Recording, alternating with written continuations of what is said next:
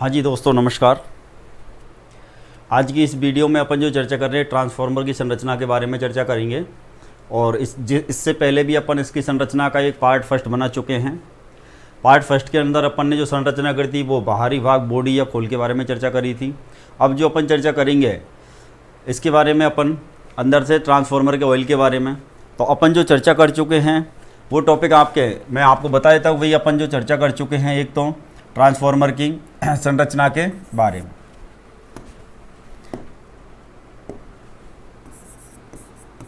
एक तो अपन चर्चा कर चुके हैं उसकी संरचना और कार्य सिद्धांत के बारे में। तो कार्य सिद्धांत के बारे में अपनी चर्चा पूर्ण हो चुकी है पार्ट फर्स्ट वाले वीडियो में। लेकिन अभी ये जो संरचना के बारे में जो चर्चा चल रही थी वो अभी अपने पास में अधूरी है। उसमें अपन कुछ चर्चा कर चुके हैं और कुछ इस वीडियो के अंदर अपन चर्चा करेंगे। तो अपन ट्रांसफार्मर के बाहरी भाग या उसकी बॉडी या खोल के बारे में चर्चा कर चुके हैं। इसके अलावा अपन कोर या क्रोड के बारे में चर्चा कर चुके हैं और वाइंडिंग के बारे में भी चर्चा कर चुके हैं। तो इन भागों के बारे में चर्चा पार्ट फर्स्ट में हो चुकी है। अब ये संरचना का जो है ये सेकंड पार्ट चालू होने वाला है। और इसमें अपन को संरचना के बारे में जो चर्चा करनी है वो एक तो है ट्रांसफार्मर के ऑयल के बारे में। एक तो अपन चर्चा करेंगे किस बिंदु पर, ट्रांसफार्मर के ऑयल के लिए। दूसरा अपन जो चर्चा करेंगे यहाँ पर वो अपन के पास में है बुश या बुशिंग, ट्रांसफार्मर के बुश या बुशिंग के बारे में। इसके अलावा अपने पास में ट्रांसफार्मर के टर्मिनल के बारे में। टर्मिनल के अलावा अपन जो चर्चा करेंगे यहाँ पर वो है अपन के पास में बकौल्ज रिले। इसके अलावा अपने पास में बकौल्ज रिले है जिसको ट्रांसफार्मर की सुरक्षा युक्ति कहा जाता है। इसके अलावा अपन जो चर्चा करेंगे यहाँ पर वो है अपन का कंजर्वेटर, जिसे ट्रांसफार्मर का रिजर्व टैंक कहा जाता है। तो इन टॉपिकों के ऊपर अपन जो चर्चा करने वाले हैं। तीसरा अपने पास में फिन्स हैं। इसके अलावा अपने पास में तापमापी है, टेम्परेचर गेज है। तापमापी के अलावा यदि अपन देखें तो अपने पास में इनलेट वाल्व क्या होता है, या अपने पास में इसका आउटलेट वाल्व के बारे में अपन चर्चा करेंगे, आउटलेट वाल्व। तो अपने पास में इसके अलावा अपन चर्चा करेंगे एक्सप्लोजन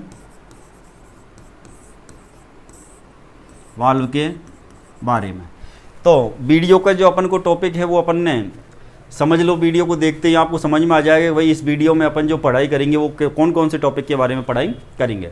तो इसमें अपन को पढ़ना है एक तो ट्रांसफार्मर के ऑयल के बारे में, बुश या बुशिंग के बारे में। इसके अलावा अपन को टर्मिनल के बारे में, वकौल्ज रिले के बारे में अपन को देखना है। इसके अलावा अपन को पढ़ना है कंजर्वेटर के बारे में। इसके अलावा फिन्स है, तापमापी है, इनलेट वाल्व है, आउटलेट वाल्व है और एक्सप्लोजन वाल्व। तो संरचना के अंदर अपने सेकंड पार्ट के अंदर अपन इन सारे बिंदुओं पर चर्चा करने वाले हैं। तो सबसे पहले अपन लेंगे ट्रांसफार्मर का ऑयल। सबसे पहले जो अपन लेने वाले हैं वो है अपन का ट्रांसफार्मर का ऑयल। तो ट्रांसफार्मर ऑयल एक बहुत इंपॉर्टेंट टॉपिक है और इससे संबंधित अपन के एग्जाम में क्वेश्चन आते रहते हैं। तो ट्रांसफार्मर ऑयल को ही अपन बोलेंगे परिणामित्र तेल। तो परिणामित्र का जो तेल है इससे संबंधित अपने पास में कौन कौन से क्वेश्चन किस तरीके से आ सकते हैं उन सब पे अपन चर्चा करेंगे। तो परिणामित्र तेल या ट्रांसफार्मर ऑयल के बारे में अपन चर्चा करेंगे। तो सबसे पहला सवाल है भाई अपने पास में ट्रांसफार्मर के अंदर जो ऑयल भरा जाता है ये किस प्रकार का ऑयल होता है या इसकी पहचान अपन कैसे करेंगे। तो ये एक प्रकार का क्या है अपने पास में खनिज ऑयल। ट्रांसफार्मर के अंदर जो भरा जाने वाला तेल है ये कैसा है, ये खनिज तेल है अपने पास में। खनिज तेल को अपन बोलेंगे मिनरल ऑयल। ये अपन के पास में मिनरल ऑयल है। दूसरा आजकल अपने पास में जो ऑयल काम में आ रहे हैं ये एक प्रकार से अपना क्या है, सिंथेटिक। कैसे है अपने पास में सिंथेटिक ऑयल। अपने पास में सिंथेटिक ऑयल और खनिज ऑयल। खनिज ऑयल जो है ये एक प्रकार से अपने पास में प्राकृतिक तेल है। खनिज जो ऑयल होता है ये कैसा होता है, प्राकृतिक तेल। और सिंथेटिक जो ऑयल है ये अपने पास में कैसा है, ये अपने लिए कृत्रिम ऑयल है। ये कैसा है, कृत्रिम ऑयल। तो अपने पास में ट्रांसफार्मर में जो तेल उपयोग किया जाता है वो दो प्रकार का किया जाता है। एक तो खनिज तेल। खनिज जो तेल है वो प्राकृतिक तेल होता है जो पेट्रोलियम पदार्थों से या फिर क्रूड ऑयल से उसको शुद्धिकरण करके निकाला जाता है। दूसरा जो अपने पास में है सिंथेटिक ऑयल। तो सिंथेटिक जो ऑयल होता है ये कैसा ऑयल होता है? कृत्रिम ऑयल। इसको अपन बनाते हैं। तो अपने पास में ये जो ऑयल अपन काम में ले रहे हैं, तो खनिज जो तेल है ये तो अपने पास में क्या है? पेट्रोलियम पदार्थों को या क्रूड ऑयल को, क्रूड ऑयल है जिससे अपन डीजल पेट्रोल निकालते हैं। तो पेट्रोलियम पदार्थों के शुद्धिकरण से प्राप्त किया जाता है। पेट्रोलियम पदार्थों के और उसको शुद्ध करके अपन के पास में कैसा तेल प्राप्त किया जाता है? खनिज तेल। और उस खनिज तेल को अपन काम में लेते हैं किसके रूप में? ट्रांसफॉर्मर ऑयल के रूप में। तो ट्रांसफॉर्मर का जो ऑयल है वो दो प्रकार का उपयोग किया जा सकता है, एक तो खनिज ऑयल और एक सिंथेटिक ऑयल या प्राकृतिक तेल और कृत्रिम तेल। तो प्राकृतिक तेल है वो खनिज तेल है और कृत्रिम जो तेल है वो अपन का सिंथेटिक तेल है। तो प्राकृतिक जो तेल है ये अपन को कहाँ से मिलता है? तो ये पेट्रोलियम पदार्थों के शुद्धिकरण से मिलता है। पेट्रोलियम पदार्थों के शुद्धिकरण से अपने पास में अपन के पास जो मोटर व्हीकल्स होते हैं या बस है, कार है, ट्रक है, इनके इंजनों के अंदर भी ऑयल भरा जाता है। उस ऑयल को अपन बोलते हैं मोबिल ऑयल। उस ऑयल को अपन क्या बोलते हैं? Mobil oil. और ये जो खनिज तेल होता है ये भी एक प्रकार का क्या होता है? Mobil oil. तो अपन के पास में खनिज ऑयल, खनिज जो तेल है वो एक प्रकार से कौन है अपने पास में? Mobil oil. तो मोबिल ऑयल अपने के पास में क्या काम आता है? तो अपने पास में बस, ट्रक, मोटरसाइकिल है, कोई भी व्हीकल है, उनके इंजनों में लुब्रिकेशन के लिए, स्नेहन के लिए जो काम में अपन तेल को उपयोग करते हैं उस ऑयल को अपन क्या बोलते हैं? Mobil oil.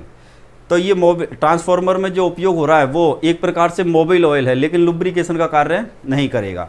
तो अब अपन यदि अपन चर्चा करें सिंथेटिक ऑयल कहाँ से आया, तो सिंथेटिक जो ऑयल है ये अपने पास में प्राकृतिक तेल है, इसके अंदर सिलिकॉन, इसके अंदर सिलिकॉन एवं हाइड्रोकार्बन पदार्थों का मिश्रण तैयार किया जाता है। सिलिकॉन प्लस हाइड्रोकार्बन पदार्थ। तो सिलिकॉन एवं हाइड्रोकार्बन जो पदार्थ हैं इनका अपन क्या तैयार करते हैं? मिश्रण। तो हाइड्रोकार्बन जो द्रव्य होते हैं, हाइड्रोकार्बन द्रव्यों का क्या तैयार किया जाएगा? मिश्रण। और उस मिश्रण को अपन काम में लेते हैं ट्रांसफॉर्मर ऑयल के रूप में। तो एक ऐसा मिश्रण जिसके अंदर सिलिकॉन मिली हो और हाइड्रोकार्बन द्रव्य मिले हों, तो उस तेल को बोला जाता है सिंथेटिक तेल। और उस सिंथेटिक तेल को, किस प्रकार के सिंथेटिक तेल को? जिसके अंदर सिलिकॉन मिली हो, जिसके अंदर कौन मिला हो? सिलिकॉन। जिसके अंदर सिलिकॉन मिल रही है, हाइड्रोकार्बन मिल रही है, इन दोनों के मिश्रण से तैयार किया गया जो ऑयल है उस ऑयल को ही बोला जाता है सिंथेटिक ऑयल। तो अपने पास में ट्रांसफॉर्मर में उपयोग होने वाला तेल दो प्रकार का है, एक तो खनिज ऑयल है, दूसरा जिसको अपन बोल रहे हैं मिनरल ऑयल, तो वो प्राकृतिक तेल है। दूसरा जो है अपने पास में वो सिंथेटिक ऑयल है जो एक प्रकार से कृत्रिम तेल है। और कृत्रिम तेल बनाने के लिए किस किस को काम में ले रहे हैं? सिलिकॉन प्लस हाइड्रोकार्बन जो द्रव्य होते हैं उनका मिश्रण तैयार किया जाता है और वो कहलाता है अपन का सिंथेटिक ऑयल।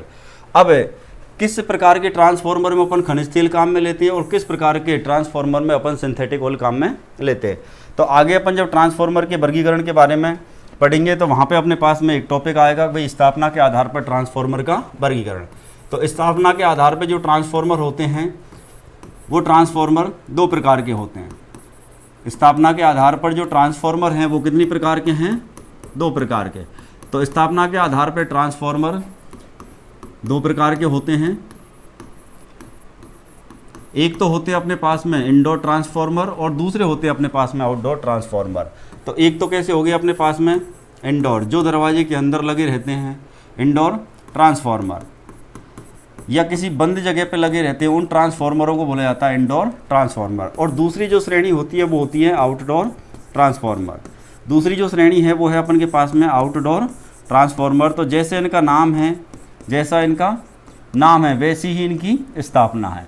यदि अपन देखें भाई अपने पास में एक तो है इंडोर और दूसरा है अपन के पास में आउटडोर। तो इंडोर ट्रांसफॉर्मर किसको कहा जाएगा?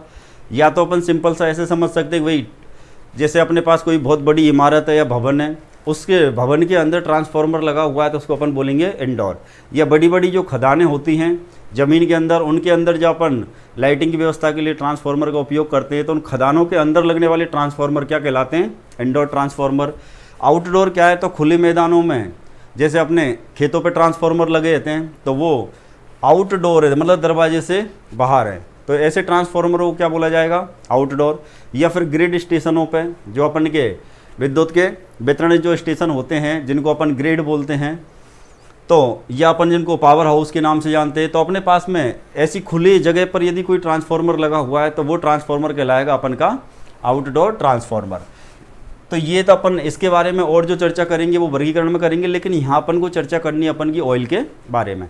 तो ऑयल के आधार पर यदि देखा जाए तो कौन से ऑयल का उपयोग कहाँ किया जाएगा, तो अपने पास में सिंथेटिक जो ऑयल है उसका उपयोग अपन किस में करते हैं, इंडोर में। सिंथेटिक ऑयल का उपयोग किस प्रकार के ट्रांसफार्मर में किया जाता है, तो सिंथेटिक ऑयल का उपयोग किया जाता है इंडोर ट्रांसफार्मर में, और आउटडोर ट्रांसफार्मर में उपयोग किया जाता है खनिज तेल। आउटडोर ट्रांसफार्मर में उपयोग किया जाता है खनिज तेल, या खनिज तेल को ही अपन बोलते हैं मिनरल ऑयल। तो अपने पास में मिनरल ऑयल का उपयोग कहाँ किया जाएगा, ये मिनरल वाटर में समझना इसको, ये ऑयल है, मिनरल वाटर नहीं है, मिनरल ऑयल है। तो मिनरल ऑयल का जो उपयोग किया जाएगा या खनिज तेल का उपयोग किया जाएगा वो किस प्रकार के ट्रांसफार्मर में, आउटडोर में। सिंथेटिक ऑयल का उपयोग कहाँ किया जाएगा, तो वो किया जाएगा इंडोर ट्रांसफार्मर में। तो इंडोर और आउटडोर ट्रांसफार्मर में दोनों अपने पास में अलग अलग तरह के तेल उपयोग किए जाते हैं। यदि अपन से पूछे भाई इनमें से सस्ता तेल कौन सा है, महंगा तेल कौन सा है, तो सिंथेटिक जो तेल होता है ये बहुत ही महंगा होता है। सिंथेटिक जो तेल होता है ये बहुत ही महंगा होता है, किसकी तुलना में, खनिज तेल की तुलना में। तो यदि इनसे कभी अपन से पूछे भाई कौन सा तेल इनमें से अधिक मूल्यवान है, या किस तेल की कीमतें ज़्यादा होती है, कौन सा तेल महंगा है, तो इनमें अपन को आंसर देना है सिंथेटिक ऑयल मिनरल ऑयल या खनिज तेल की तुलना में बहुत ही महंगा होता है। अगली अपन चर्चा करेंगे अपने पास में ट्रांसफार्मर जो ऑयल भरा जाता है, इस ट्रांसफार्मर ऑयल को भरने का उद्देश्य क्या है, या ट्रांसफार्मर में भरा हुआ जो ऑयल है इसका कार्य क्या है। बहुत ही इंपॉर्टेंट क्वेश्चन है, ध्यान रखना। ट्रांसफार्मर ऑयल का कार्य क्या है, या ट्रांसफार्मर ऑयल किसका कार्य करता है। ट्रांसफार्मर का जो ऑयल होता है ये किसका कार्य करता है।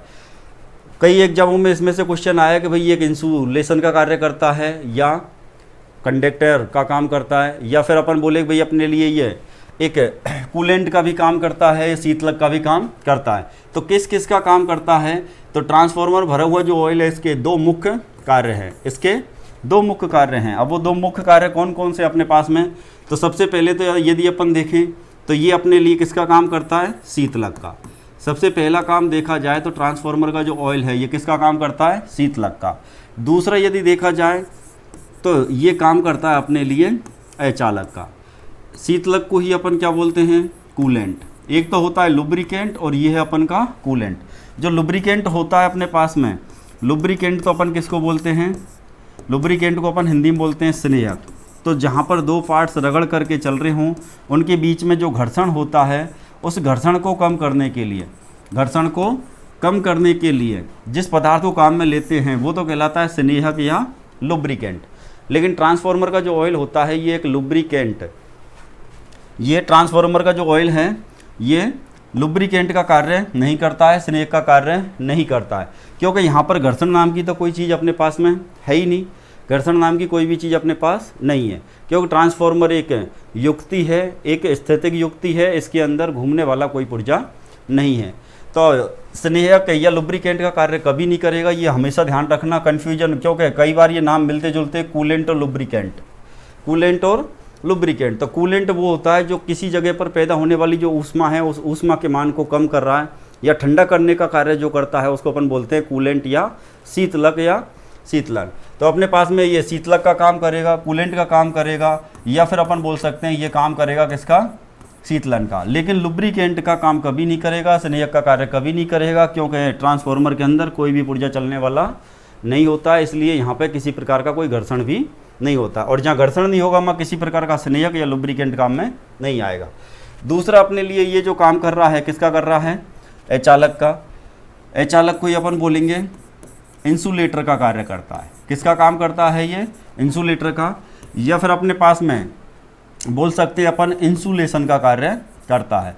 अब इंसुलेशन या इंसुलेटर कौन होता है, तो इस इंसुलेटर का कार्य कर रहा है, इसका मतलब ये धारा को प्रभावित होने से रोकता है। इंसुलेशन, इंसुलेटर या इंसुलेशन का मतलब क्या है, तो भाई ऐसे पदार्थ जिनमें से विद्युत धारा प्रवाहित नहीं हो सकती उनको अपन क्या बोलते हैं, इंसुलेटर, और उनके काम को अपन क्या बोलते हैं, इंसुलेशन। अचालकता का जो कार्य करते हैं वो पदार्थ अपने इंसुलेटर हैं। तो ट्रांसफार्मर का जो ऑयल है, ट्रांसफार्मर का जो ऑयल है वो अपने लिए दो काम करके दे रहा है। कौन कौन से, एक तो काम करके देता है शीतलक का और दूसरा काम करके दे रहा है किसका, अचालक का। तो ये अचालक का काम कर रहा है और शीतलक का कार्य कर रहा है। तो हमेशा ध्यान रखना अपने पास में कि ये ट्रांसफार्मर दो कार्य करके दे, ट्रांसफार्मर का जो ऑयल है ये दो कार्य करके देगा। एक तो ट्रांसफार्मर के अंदर शीतलक मतलब ठंडा करने का कार्य करेगा और दूसरा यदि अपन देखें तो अचालक का। बहुत ही इंपॉर्टेंट बात है दोनों, कई बार एग्जाम में ये क्वेश्चन आ चुका है तो इसका ध्यान रखना अपन को।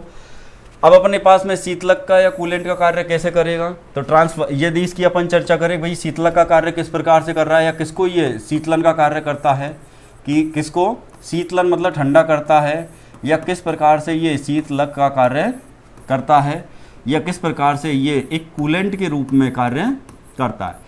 तो अपने पास में ट्रांसफार्मर होता है, ट्रांसफार्मर के अंदर क्या लगी होती है, वाइंडिंग। ट्रांसफार्मर में क्या लगी होती है, वाइंडिंग। वाइंडिंग में प्रवाहित होती है धारा, वाइंडिंग में प्रवाहित होती है धारा, और धारा की वजह से पैदा होती है ऊष्मा। क्या पैदा होती है, धारा प्रवाहित होगी तो पैदा होगी ऊष्मा। इस ऊष्मा की वजह से तेल क्या हो जाएगा अपने लिए, गर्म। लेकिन ये शीतलन का काम किस तरीके से करेगा, तो जो ऊष्मा जो पैदा हो रही है, ऊष्मा जो पैदा हो रही है, सबसे पहले इसको देखें कि भाई ये पैदा कहाँ पे हुई है, ये पैदा हुई है वाइंडिंग के अंदर। चाहे ट्रांसफार्मर अपना स्टेप अप है या डाउन है, ऊष्मा जो पैदा होगी वो कहाँ पर होगी, तो ऊष्मा पैदा होगी वाइंडिंग के अंदर। जब वो प्राइमरी में भी पैदा होती है और ऊष्मा सेकेंडरी के अंदर भी पैदा होती है। लेकिन यदि इस ऊष्मा को ठंडा नहीं किया जाए तो अपन को क्या नुकसान हो सकते हैं।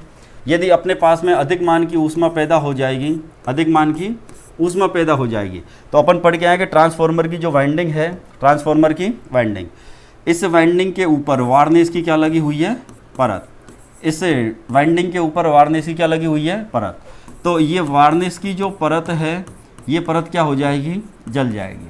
वाइंडिंग के ऊपर लगी हुई वार्निश की परत क्या हो जाएगी, जल जाएगी। किसके कारण, ऊष्मा के कारण। तो अपन ने जब ट्रांसफार्मर को उपयोग में लेंगे, उससे में अपन इनपुट देंगे, उससे अपन आउटपुट लेंगे, तो प्राइमरी में भी धारा प्रवाहित होगी, सेकेंडरी के अंदर भी धारा प्रवाहित होगी। जब प्राइमरी और सेकेंडरी दोनों वाइंडिंग में जब धारा प्रवाहित हो रही है तो दोनों के अंदर क्या पैदा होगी, ऊष्मा। जब यदि इनको अपन ठंडा नहीं करें, इनको अपन ठंडा नहीं करें और लगातार लोड पे लोड अपन लिए जा रहे हैं इससे, और इसमें से धारा प्रवाहित होती रहेगी, और वो जब धारा प्रवाहित होती रहेगी तो ऊष्मा पैदा करेगी। इसमें से क्या पैदा होगी, ऊष्मा। और ये जो ऊष्मा पैदा होगी इसमें से, इस ऊष्मा के कारण तांबे के तार के ऊपर जो परत चढ़ाई है अपन ने वार्निश की, किसकी परत चढ़ा रखी है, वार्निश की। ये वार्निश की जो परत है ये भी एक अचालक का कार्य कर रही है। ये वार्निश की परत गर्म होकर के पिघल जाएगी या हट जाएगी तो ट्रांसफार्मर की जो वाइंडिंग है ये आप एक दूसरे के साथ शॉर्ट सर्किट होने की संभावना रहेगी।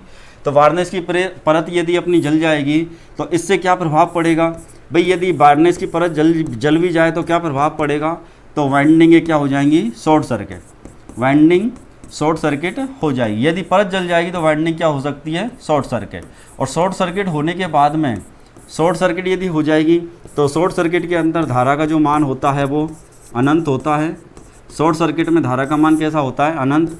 और अनंत मान की जब धारा प्रवाहित होगी तो जूल के नियम अनुसार यदि अपन देखें तो ऊष्मा जो पैदा होती है वो धारा के मान के कैसी होती है, वर्गानुपाती।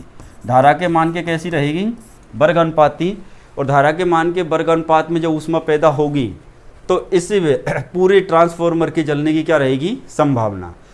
अब अपन एक बार इसको वापस रिपीट करते हैं कि भाई ट्रांसफार्मर के अंदर भरा ऑयल किसका काम कर रहा है, शीतलन का।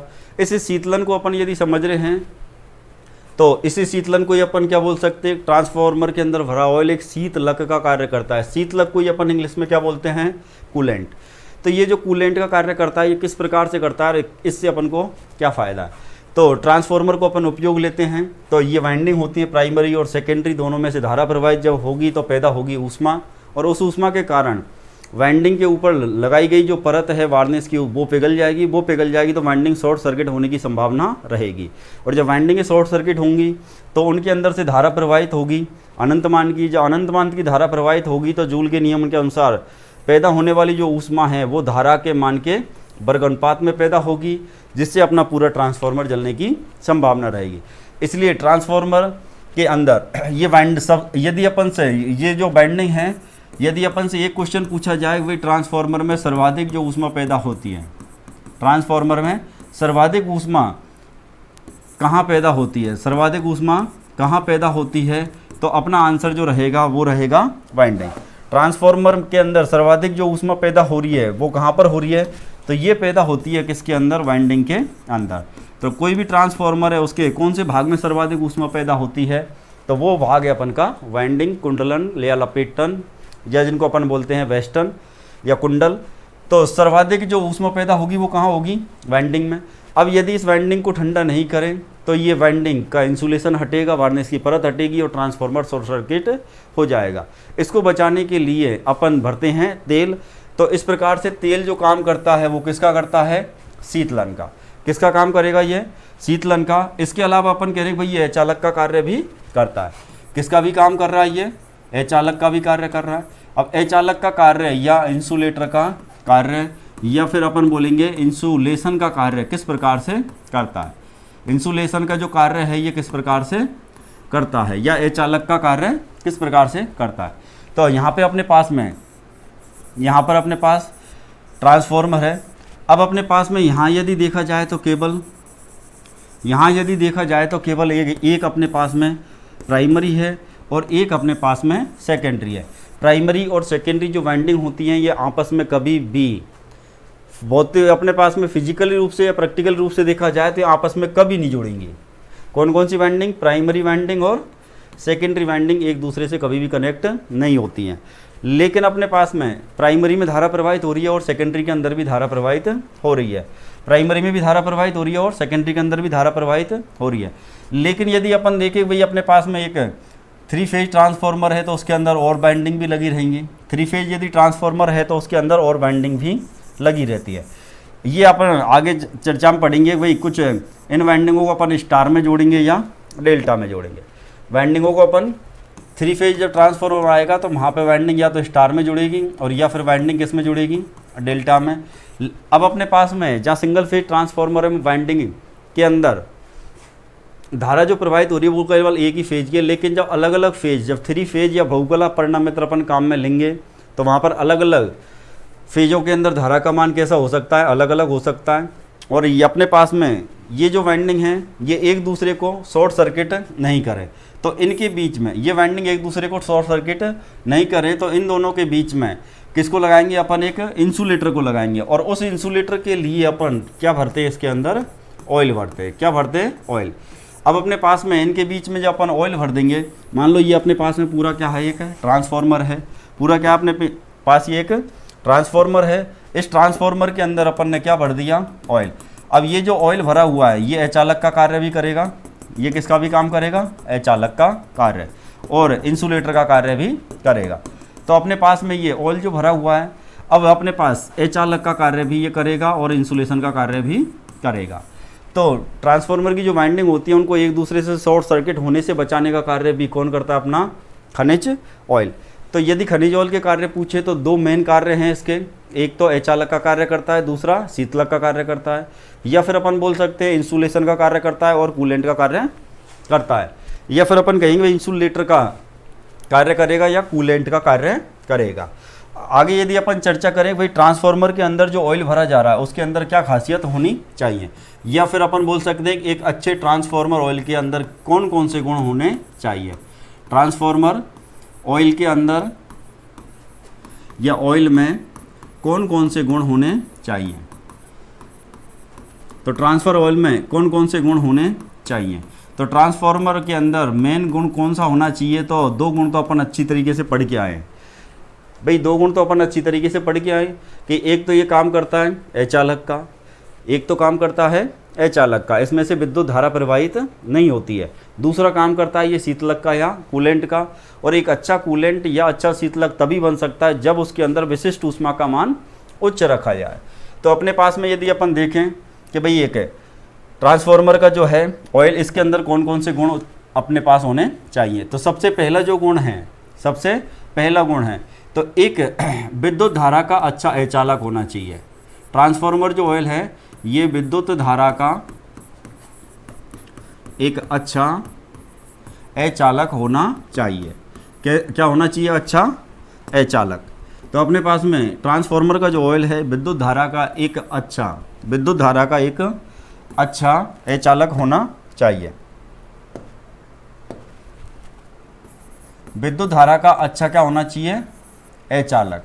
या अपन बोलेंगे विद्युत धारा का अच्छा क्या होना चाहिए, ये एक इंसुलेटर। कौन,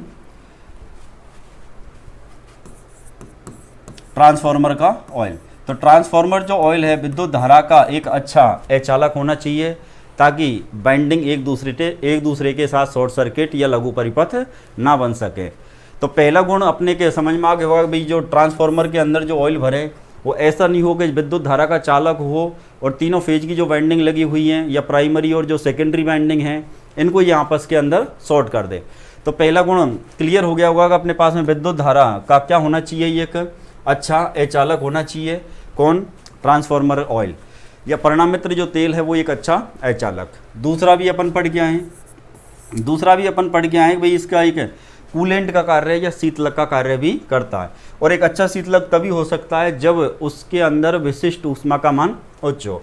तो कैसा गुण होना चाहिए इसके अंदर, तो अपन लिख सकते हैं भाई ऊष्मा का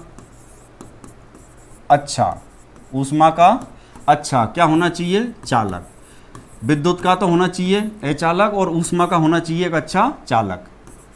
तो ट्रांसफार्मर ऑयल में दो गुण अपन के पास क्लियर हो गए भाई। ट्रांसफार्मर जो ऑयल है ये ऊष्मा का तो जो होना चाहिए वो एक अच्छा चालक होना चाहिए, ऊष्मा का तो अच्छा चालक होना चाहिए, लेकिन विद्युत धारा का अच्छा कुचालक या अचालक या इंसुलेटर होना चाहिए।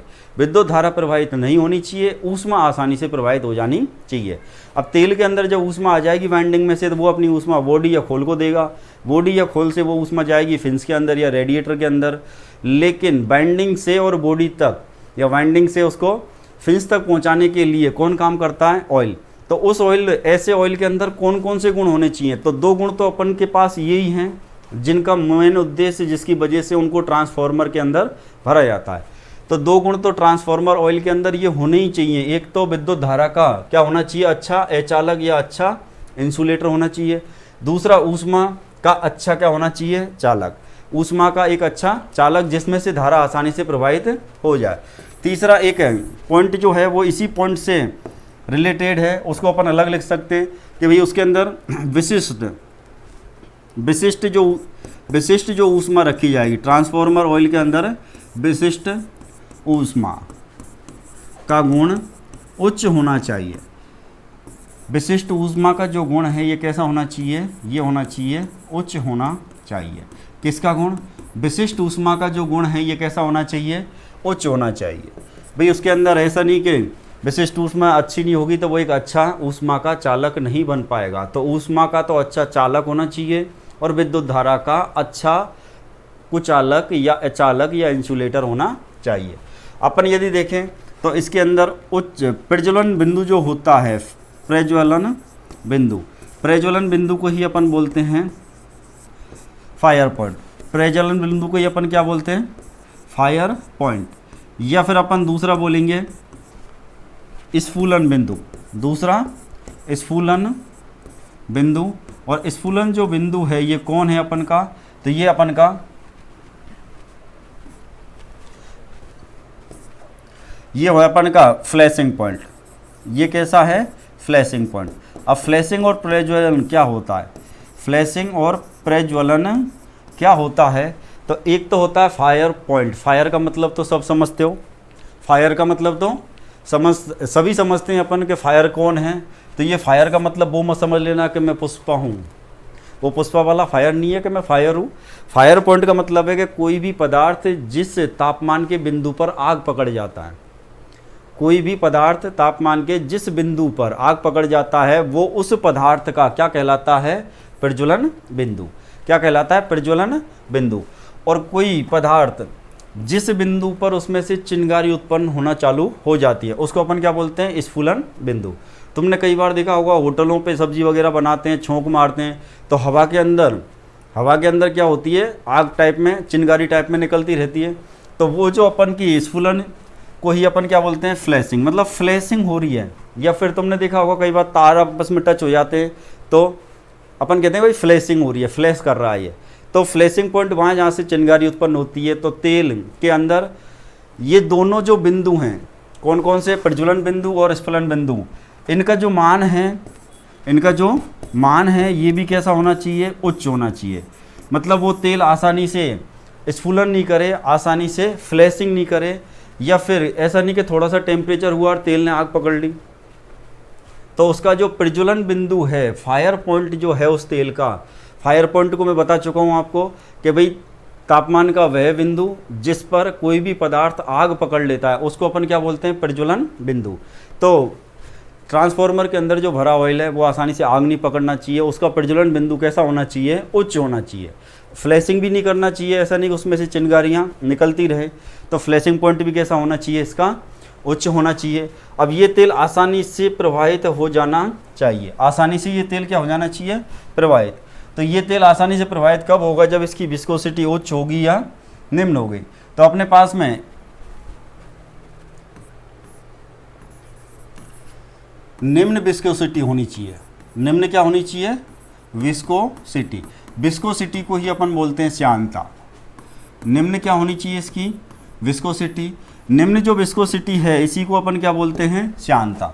इसी को अपन क्या बोलेंगे, श्यानता। तो अपने पास में श्यानता का जो गुण है ये कैसा होना चाहिए, निम्न होना चाहिए। अपने पास में निम्न श्यानता वाले जो पदार्थ हैं या निम्न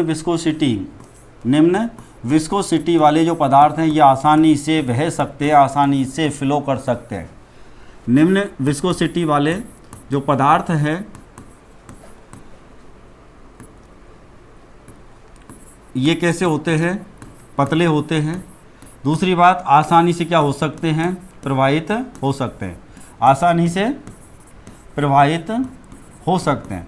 तो अपन को ये भी ध्यान रखना है, प्रवाहित का बोले तो आसानी से फ्लो हो सकते हैं या आसानी से बह सकते हैं। ये भाई अपने पास में प्रवाह उसका जो होता है वो आसान होना चाहिए, प्रवाह जो होता है वो उसका आसान होना चाहिए। ऐसा नहीं कि भाई तेल की ग्रीस की तरह गाढ़ा हो जाएगा, तेल गर्म होकर के टैंक के अंदर ही घूमता रहेगा, लेकिन वो कभी अपन के कूलिंग सिस्टम के अंदर या फिन्स के अंदर या रेडिएटर के अंदर नहीं जाएगा। यदि उसका आयतन बढ़ेगा तो वो आसानी से कंजर्वेटर की तरफ भी नहीं जाएगा। तो तेल आसानी से बह जाना चाहिए, उसको एक दूसरे स्थान पर जाने में कम से कम बल लगाना पड़े, ऐसा जो गुण है उसको अपन बोलते हैं, पदार्थों के जो बहने का गुण होता है उसको अपन बोलते हैं विस्कोसिटी। और निम्न विस्कोसिटी वाले जो पदार्थ हैं वो आसानी से प्रवाहित हो जाते हैं, उच्च विस्कोसिटी वाले पदार्थ हैं वो आसानी से प्रवाहित नहीं होते। तो ये सारे गुण किसके अंदर होने चाहिए, ट्रांसफार्मर के अंदर। तो ट्रांसफार्मर के अंदर कौन कौन से गुण अपने पास में होने चाहिए, तो ये ट्रांसफार्मर के अपने पास में गुण है अपने पास। तो ये गुण है अपने पास। तो ट्रांसफार्मर का सबसे पहला पॉइंट तो विद्युत धारा का क्या होना चाहिए, अच्छा अचालक। दूसरा, ऊष्मा का एक अच्छा चालक होना चाहिए, इसकी विशिष्ट ऊष्मा का जो गुण है ये उच्च होना चाहिए। प्रज्वलन बिंदु या फायर पॉइंट, प्रज्वलन बिंदु को अपन क्या बोलेंगे, फायर पॉइंट। या फिर स्फुलन जो बिंदु है, फ्लैशिंग जो पॉइंट है, इसका जो मान है ये कैसा होना चाहिए, उच्च होना चाहिए। ये कैसा होना चाहिए, उच्च होना चाहिए अपने पास में। और इसकी जो विस्कोसिटी का जो गुण है, इसकी विस्कोसिटी का जो गुण है ये निम्न होना चाहिए, आसानी से प्रवाहित हो जाना चाहिए। तो ये तो हुए अपन के पास में संरचना में ट्रांसफार्मर के ऑयल के बारे में। आगे अपन जो अगला पॉइंट लेने वाले हैं, अगला जो पॉइंट आएगा अपने पास में वो है अपन का कंजर्वेटर। कौन है, कंजर्वेटर। तो अपने पास में कंजर्वेटर क्या है, तो अपने पास में यदि अपन थोड़ा एक इमेज की सहायता से अपन देखना चाहें, इमेज की सहायता से यदि अपन देखना चाहें तो अपने पास यदि इस इमेज की सहायता से यदि अपन इसको देखना चाहेंगे तो ये अपने पास में एक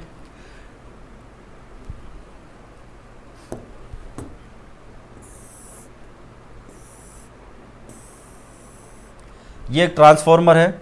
इस ट्रांसफार्मर में यदि अपन देखें, इस ट्रांसफार्मर में देखें तो सबसे ऊपर वाले भाग पर जो अपने पास में सबसे ऊपर वाले भाग पर ये जो लगा हुआ है टैंक, ये जो अपन को टैंक दिख रहा है अलग से एक ड्रम टाइप में, छोटे जो ड्रम टाइप में जो अपन को टैंक दिख रहा है, मुख्य टैंक के ऊपर जो छोटा टैंक लगा होता है इसको बोला जाता है कंजर्वेटर।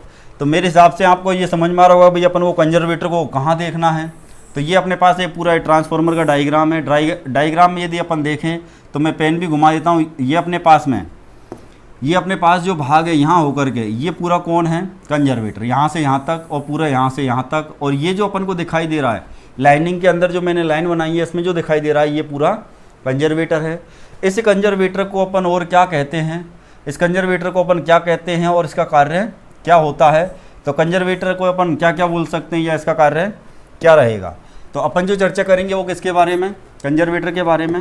कंजर्वेटर है क्या है या दूसरा नाम इसका क्या है, तो कंजर्वेटर को ही बोला जाता है ट्रांसफार्मर का रिजर्व टैंक। ट्रांसफार्मर का रिजर्व टैंक किसे कहा जाता है, तो ट्रांसफार्मर का रिजर्व टैंक कहलाता है अपन का कंजर्वेटर। अब रिजर्व टैंक या रिजर्व का मतलब अतिरिक्त जो टैंक लगा हुआ है इसके अंदर, रिजर्व का मतलब अतिरिक्त, और टैंक जो है अपने पास टैंक है ही है, अतिरिक्त जो टैंक लगा है ट्रांसफार्मर का रिजर्व टैंक, इसी को कहा जाएगा। इसको रिजर्व टैंक क्यों कहा गया है, अपने पास है मान लो ये ट्रांसफार्मर है, ये एक ट्रांसफार्मर है, इसकी ये बॉडी या खोल है, इस बॉडी या खोल के अंदर अपन क्या भरते हैं, ऑयल। इसके अंदर अपन क्या भरते हैं, ऑयल। इसके अंदर वाइंडिंग भी लगी रहती है और कोर भी लगी रहती है इसके अंदर। अब यहाँ से अपने पास में इसमें से कनेक्शन निकालेंगे और ऊपर अपने पास में यहाँ पर एक क्या कर देंगे, कनेक्शन, और ऊपर जो छोटा सा एक टैंक बनाएंगे। यहाँ अपन को देखो ये डायग्राम में मैंने इसको छोटा बनाया, ये बड़ा बन गया, तो ये मत सोचना कंजर्वेटर जो रहेगा वो मेन टैंक से कभी बड़ा रहेगा। लेकिन यहाँ पे बड़ा क्यों बनाया है, क्योंकि अपने पास मेन जो टॉपिक है वो कंजर्वेटर ही है, तो अपन को इसको इतना नहीं समझना जितना अपन को इसको समझना है। इस डायग्राम को देख के कोई ये मत सोच लेना सबसे बड़ा जो टैंक है वही कंजर्वेटर है, नहीं, सबसे बड़ा टैंक तो मुख्य टैंक ही होगा, और मुख्य टैंक के कुछ ऊंचाई पर मुख्य टैंक से छोटे आकार में लगाया गया जो टैंक है वही अपना रिजर्व टैंक या कंजर्वेटर है।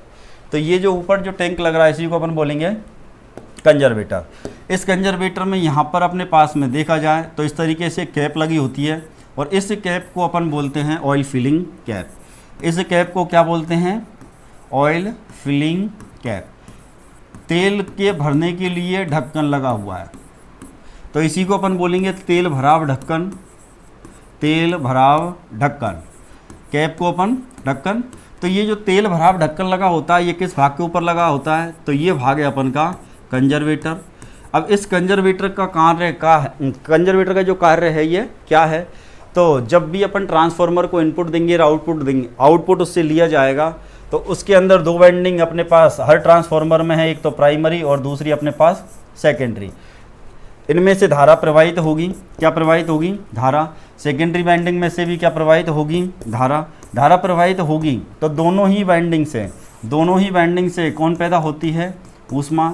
ऊष्मा को कौन सोख लेता है, तेल के अंदर ऊष्मा बढ़ने से तेल के तापमान में क्या होगी, वृद्धि। और जब तेल के तापमान में वृद्धि होगी तो तापमान वृद्धि से तेल के आयतन में क्या हो जाती है, वृद्धि। तेल के आयतन में क्या हो जाती है, वृद्धि। और जब तेल के आयतन में अपने पास वृद्धि होगी तो फिर तेल का ज़्यादा फैलाव होगा, लेकिन मुख्य जो टैंक है ट्रांसफार्मर का उसकी आयतन जो क्षमता है वो तो फिक्स है। ये जो मुख्य टैंक है अपने पास में इसकी जो आयतन क्षमता है ये तो फिक्स है। लेकिन अब तेल के अंदर ऊष्मा पैदा हुई, इसके अंदर क्या पैदा हुई, ऊष्मा पैदा होने से इसके आयतन में जब वृद्धि होगी तो ये जो तेल है अपने पास ये मुख्य टैंक से किधर बढ़ने लगेगा, मुख्य टैंक से रिजर्व टैंक की ओर। मुख्य टैंक से जब ये रिजर्व टैंक की ओर बढ़ने लगेगा तो ये रिजर्व टैंक के अंदर जाके भर जाएगा। तो अपने पास में इस तेल के आयतन में क्या होगी, वृद्धि। तेल के आयतन में क्या हुई, वृद्धि।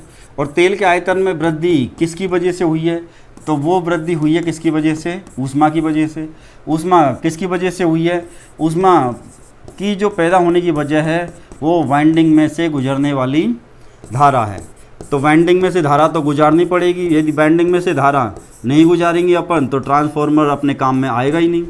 भाई वाइंडिंग से धारा गुजारना तो हमारी मजबूरी है, यदि वाइंडिंग से अपन धारा नहीं गुजारेंगे तो ट्रांसफार्मर कोई कार्य नहीं करके देगा, और जो ट्रांसफार्मर कोई कार्य कर ही नहीं रहा तो उसको बनाने का कोई उद्देश्य नहीं रह जाता।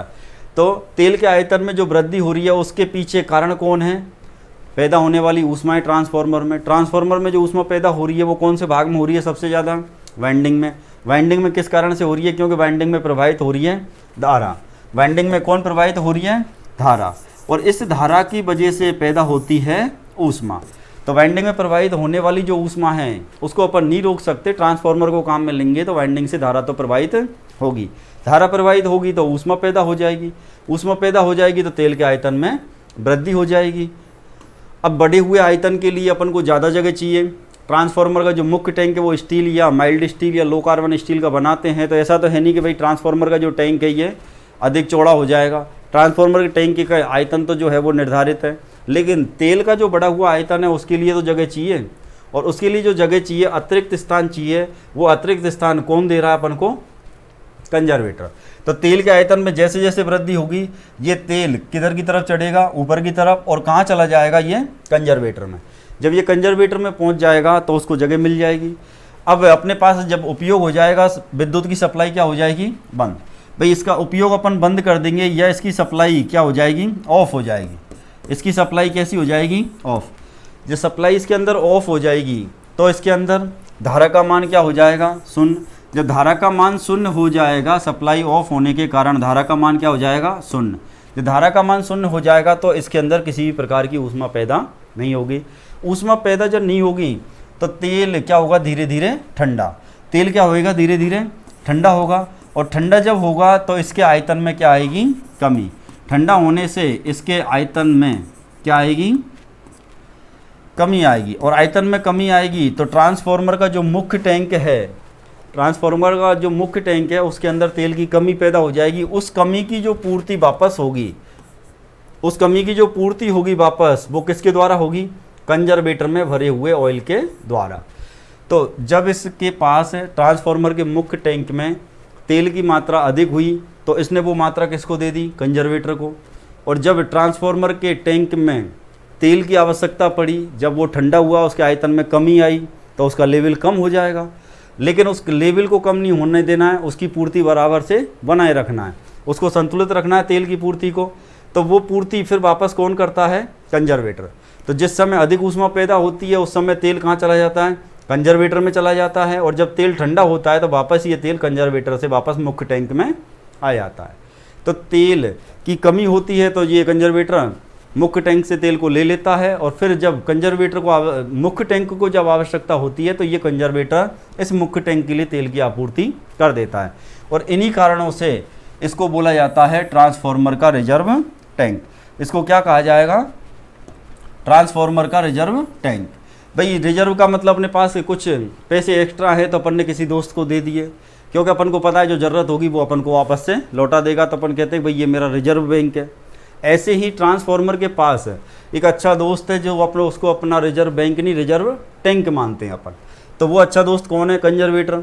इसने कही भाई मेरा तेल गर्म हो रहा है, बहुत ज़्यादा गर्म हो रहा है, इसका आयतन लगातार बढ़ रहा है। अब यदि इस तेल को बाहर निकाल दिया जाए, इस तेल को कहाँ निकाल दिया जाए? बाहर निकाल दिया जाए, तो क्या यह तेल ज़मीन में से उठ के वापस से आएगा? तो ये कभी नहीं आएगा। लेकिन इसको अपन को, इसके पास जो तेल का अतिरिक्त आयतन हुआ वो किसको दे दिया? कंजर्वेटर को। फिर जब तेल ठंडा हुआ फिर वापस इसको ज़रूरत पड़ी, भाई मेरा तेल है वो ठंडा हो गया, उसका आयतन कम हो गया, मेरे अंदर तेल की कमी आ रही है, तो कंजर्वेटर कहेगा भाई मेरे से ले ले, तेरा ही तो तेल है, मेरे को देने में क्या तकलीफ है। तो इस कंजर्वेटर के अंदर ये बढ़ा हुआ आयतन गया। अब यदि क्वेश्चन ये पूछे भाई कंजर्वेटर की मतलब ट्रांसफार्मर की यदि सामान्य स्थिति है उस समय कंजर्वेटर में कितना तेल भरा जाता है। मान लिया अपने पास में ये कंजर्वेटर है, ये कौन है? अपना कंजर्वेटर।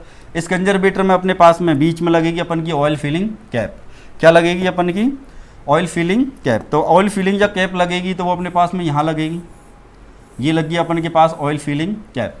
अब अपने पास में इसका एक कनेक्शन जो रहता है वो ट्रांसफार्मर के मेन टैंक से रहेगा, एक जो कनेक्शन रहेगा वो कहाँ रहेगा? ट्रांसफार्मर के मेन टैंक से। अब ये जो रास्ता जा रहा है ये किधर जा रहा है? तो ये जा रहा है ट्रांसफार्मर के मेन टैंक की तरफ। ये रास्ता कहाँ जाता है? ट्रांसफार्मर के मेन टैंक की तरफ। तो ये ट्रांसफार्मर के मेन टैंक की तरफ जा रहा है, इसका मतलब नीचे जाके ट्रांसफार्मर का मेन टैंक आ जाएगा अपने पास। इस ट्रांसफार्मर के मेन टैंक से जब आयतन बढ़ता है तो वो कंजर्वेटर में आ जाता है, और सामान्य अवस्था में इसका 1/2 भाग या फिर अपन कह सकते हैं आधा, इसको आधा तेल से भरा रखते हैं। जब अपन का ट्रांसफार्मर के अंदर जब ऑयल फिलिंग करते हैं, ऑयल जब भरते हैं कि भाई नॉर्मली कितना ऑयल भरना है, उस समय पर इसके अंदर ज़्यादा से ज़्यादा अपन को इसके अंदर कितना भरना चाहिए? इसका आधा भाग। आधा भाग अपन क्या रखते हैं? खाली। आधा भाग कैसा रखते हैं? खाली। और आधा इसको कैसा रखते हैं? भरा। अपने पास में जब तेल के आयतन में वृद्धि होगी तो ट्रांसफार्मर के मेन टैंक से कौन आएगा? तेल आएगा। ट्रांसफार्मर के मेन टैंक से कौन आएगा, तेल। तो आधा तो पहले से भरा हुआ है, अब उस आए हुए तेल को जाने के लिए भी तो क्या चाहिए, रास्ता चाहिए। भाई जो ट्रांसफार्मर के मेन टैंक से तेल आ रहा है उसको जगह भी तो चाहिए, उसको आयतन चाहिए, तो वो जगह उसके लिए क्या रखी जाती है, इसको आधा खाली। इसके साथ ही यदि अपन से पूछे कि ऑयल गेज क्या लगा रहता है, ऑयल गेज, तो यहाँ पे इसके पास में क्या बना दिया जाता है, इसका ऑयल गेज बना दिया जाता है। अब इस ऑयल गेज से अपन तेल का लेवल चेक कर सकते हैं। तो ये अपना पास में कौन लग गया, ऑयल गेज, या इसको अपन बोलेंगे तेल मापी। और तेल मापी के द्वारा अपन ट्रांसफार्मर के ऑयल की लेवल की जांच करते हैं। ये इसके अंदर लगा रहेगा एक पारदर्शी कांच, इसके अंदर कौन लगा रहेगा, एक पारदर्शी कांच लगा रहेगा। तो इस पारदर्शी कांच के अंदर अपन झांक के देख सकते हैं कि भाई ट्रांसफार्मर का ऑयल का लेवल कितना। तो एक पारदर्शी कांच है, इस कांच के अंदर अपन को क्या दिखाई देगा, ऑयल। इसके अंदर अपन को क्या दिखाई देगा, ऑयल। तो इससे अपन लेवल का पता लगा सकते हैं। अपने पास में ये पूरा इस तरीके से रहेगा। तो यदि यहाँ तक भरा हुआ है इसका मतलब ये आधा है। यदि ऑयल का लेवल कम होगा तो अपन को कम दिखाई देगा, और अपन को आवश्यकता लग रही है तो ट्रांसफार्मर के अंदर ऑयल अपन भरेंगे, नहीं तो अपन कोई ऑयल नहीं भरेंगे। तो ये हुआ अपना कंजर्वेटर। आगे अपन यदि अपन चर्चा करें किसके बारे में, ब्रीदर वाल्व के बारे में। किसके बारे में, ब्रीदर वाल्व के बारे में। तो अगली अपन संरचना में अगला जो टॉपिक ले रहे हैं ये कौन है, ब्रीदर वाल्व। अब ब्रीदर वाल्व क्या होता है, तो इसी को अपन श्वसन वाल्व बोलेंगे। ब्रीदर वाल्व को ही अपन क्या बोलेंगे, श्वसन वाल्व। तो यही अपने लिए कौन है, श्वसन वाल्व है। यही अपने लिए श्वसन वाल्व है।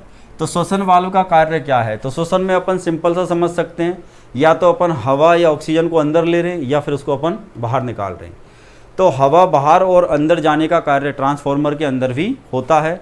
और उसका जो हवा को आने का, हवा को जाने का यदि कोई मार्ग है ट्रांसफार्मर के अंदर, तो वो कौन है, ब्रीदर वाल्व। हवा आएगी ट्रांसफार्मर के अंदर, या ट्रांसफार्मर के अंदर से हवा बाहर जाएगी, या बाहर से ट्रांसफार्मर के टैंक के अंदर आएगी। तो वो हवा किस रास्ते से आती है, तो वो रास्ते का नाम है ब्रीदर वाल्व। तो ट्रांसफार्मर में श्वसन का कार्य कौन करता है, तो श्वसन का जो कार्य करेगा वो है अपन का ब्रीदर वाल्व। तो श्वसन का कार्य कौन करता है, तो श्वसन का कार्य करता है ब्रीदर वाल्व। श्वसन का कार्य कौन करेगा, ब्रीदर वाल्व। अब ब्रीदर वाल्व में अपने पास में ऐसा क्या है कि वो श्वसन का कार्य करता है। तो ये इसके अंदर यदि अपन एक इमेज की सहायता से देखें तो अपन एक इमेज ले लेते हैं। ये जो होता है अपने पास में,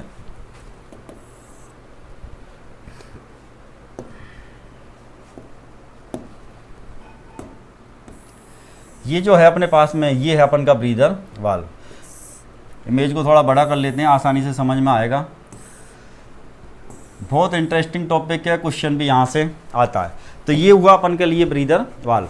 अब इस ब्रीदर वाल्व का कार्य क्या है, किस तरीके से कार्य करता है, इस ब्रीदर वाल्व के अंदर क्या भरा जाता है, क्यों भरा जाता है, और जो भरा जाएगा उसका रंग कब चेंज होगा, कैसा रंग अपन काम में लेते हैं और किस प्रकार से चेंज होता है। तो ये हुआ अपने लिए ब्रीदर वाल्व। अब ब्रीदर वाल्व में यदि अपन समझें, सबसे पहले ब्रीदर वाल्व में सबसे पहले लें तो सबसे पहले तो ये समझें अपन भाई ब्रीदर वाल्व है कौन सा। तो इस भाग से लेकर के यहाँ तक अपन को जो भी दिख रहा है, चारों तरफ इसके एक कांच लगा हुआ है, पारदर्शी कांच है, इसके अंदर से अपन को इसका कलर भी दिख रहा है, एक नीला रंग। इस पूरे भाग को अपन बोलते हैं ब्रीदर वाल्व। तो ये जो पूरा भाग है, इस पूरे भाग को अपन क्या बोलेंगे, ब्रीदर वाल्व। ये कौन हुआ, अपना ब्रीदर वाल्व हुआ। इस ब्रीदर वाल्व में ऐसा क्या खास है कि ये श्वसन का कार्य करता है। तो इसमें अपने पास में दोनों तरफ से रास्ते हैं, आने के और जाने के, आने के और जाने के। ये भाग कहाँ फिट होता है, तो ब्रीदर जो वाल्व लगा होता है, ब्रीदर वाल्व ये कहाँ लगा होता है, तो ब्रीदर वाल्व लगा होता है कंजर्वेटर के साथ। ये किसके साथ लगा होता है, कंजर्वेटर के साथ। तो कंजर्वेटर के बारे में अपन चर्चा कर चुके हैं। ये किसके साथ लगेगा, हमेशा कंजर्वेटर के साथ। अब इस कंजर्वेटर के साथ लगा हुआ है, तो कंजर्वेटर में भी अपन पढ़ गया है भाई, कंजर्वेटर एक इस प्रकार से टैंक है। इस टैंक में एक तो अपन ने ऑयल फिलिंग कैप पड़ी थी, दूसरा जो भाग रहेगा ये अपन को, दूसरा जो भाग है या दूसरा जो कनेक्शन रहेगा वो किसका रहेगा इसमें, तो ये रहेगा ब्रीदर वाल्व का। किसका रहेगा, ये ब्रीदर वाल्व। तो इस तरीके से ये ब्रीदर वाल्व है। अब इस पूरे ब्रीदर वाल्व को इस तरीके से यहाँ पर फिट कर दिया जाता है। इस तरीके से इसको क्या कर दिया जाएगा, यहाँ पर फिट। तो यहाँ से हवा के आने जाने का भी क्या रहेगा, रास्ता। बीच वाला जो भाग अपन को दिखाई दे रहा है, इसको तो अपन बोलेंगे कंजर्वेटर। ये तो कौन है अपन का कंजर्वेटर। कंजर्वेटर के साथ ही कौन जुड़ा हुआ है, ब्रीदर वाल्व। कंजर्वेटर के साथ ही किसको जोड़ा जाता है, ब्रीदर वाल्व को। अपन इस कंजर्वेटर के बारे में भी चर्चा करके आए कि भाई इसका जो कनेक्शन है, इस कंजर्वेटर का खुद का जो कनेक्शन है ये किसके साथ रहता है, मुख्य टैंक के साथ। तो जब मुख्य टैंक से तेल आएगा कंजर्वेटर की तरफ, तो कंजर्वेटर को तो अपन आधा ही भरते हैं, कंजर्वेटर को तो अपन आधा ही भरते हैं, तो आधा तो खाली है। तो इस खाली भाग के अंदर कौन भरी हुई है, हवा। इस खाली भाग के अंदर क्या भरी हुई है, हवा। जैसे ही मुख्य टैंक से तेल आएगा, जब तेल गर्म होगा उसके आयतन में वृद्धि होगी, तो मुख्य टैंक की तरफ से कौन आ रहा है, तेल आ रहा है। ये तेल आएगा तो ये कंजर्वेटर में आएगा। कंजर्वेटर आधा खाली था आधा भरा था। ये जो खाली जो भाग है, इस खाली भाग में कौन भरी हुई है, हवा। तो ये हवा कहाँ जाएगी, ये हवा जाएगी बाहर की तरफ। ये हवा कहाँ जाएगी, बाहर की तरफ। बाहर की तरफ ये हवा यहाँ से बाहर निकल जाएगी। तो ये हवा कहाँ निकल गई, बाहर निकल गई। ये हवा कहाँ निकल गई, बाहर। भाई अपने यदि इस कंजर्वेटर को यदि पूरी तरह पैक कर दिया जाए, तो इस खाली स्थान में तो हवा भरी हुई है, क्या तेल की मात्रा जा पाएगी, तो तेल की मात्रा कभी भी नहीं जा पाएगी। इसलिए अपन ने इसका कनेक्शन किससे कर दिया, ब्रीदर वाल्व से। इसका कनेक्शन अपन ने किससे कर दिया, ब्रीदर वाल्व से। अब ब्रीदर वाल्व से होके ये हवा कहाँ पहुँच गई, तो ब्रीदर वाल्व से होते हुए ये हवा पहुँच गई वायुमंडल के अंदर। ये हवा इस ब्रीदर वाल्व से बाहर निकल के कहाँ गई, वायुमंडल में। अब दूसरी कंडीशन देखो, ट्रांसफार्मर से जब लोड हटा दिया जाएगा या उसको अपन जब उपयोग में नहीं लेंगे, तो उसकी वाइंडिंग में से धारा प्रवाहित होना बंद हो जाएगा। धारा प्रवाहित होना बंद हो जाएगा तो पैदा जो ऊष्मा हो रही थी, वो ऊष्मा का पैदा होना भी बंद, ऊष्मा का पैदा होना बंद हो जाएगा। तेल धीरे धीरे क्या होगा, ठंडा होगा। जब तेल ठंडा होगा तो उसके आयतन में क्या आएगी, कमी। और उसके जब आयतन में कमी आएगी तो इस कंजर्वेटर में ऊपर वाले भाग में जो तेल एक्स्ट्रा जो आया था, वो तेल वापस से कहाँ जाएगा, वो तेल वापस जाएगा मुख्य टैंक के अंदर। तो ये जगह क्या होगी, वापस से खाली। जब ये जगह खाली होगी तो उस खाली जगह को, रिक्त स्थान को भरने के लिए वापस से हवा आएगी। भाई जब तेल गर्म हुआ था तब तो ये तेल कंजर्वेटर की तरफ गया था। कंजर्वेटर की तरफ गया तो ये खाली जगह में जो हवा थी वो तो ब्रीदर वाल्व के रास्ते कहाँ निकल गई, वायुमंडल में।